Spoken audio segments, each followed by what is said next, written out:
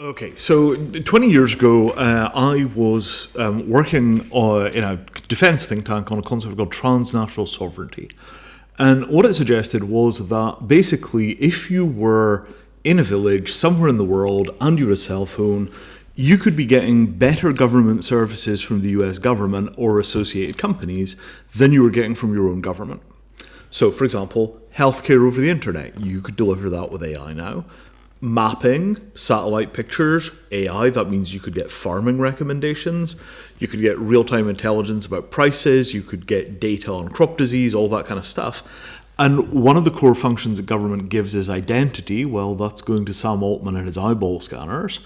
Another is currency, and there you might think like stablecoins or CBDCs.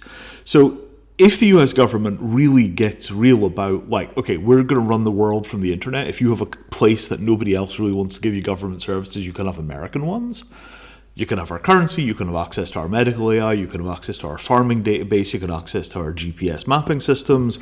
We just kind of extend the blanket of American government services over everybody where it can be done at zero marginal cost. If you put it into that kind of service package, the US could wind up with like 3 million new users of its government services that are effectively paying for those government services either directly or indirectly. And this model of transnational sovereignty and the state as a service provider, it does seem to be that we are going in that direction.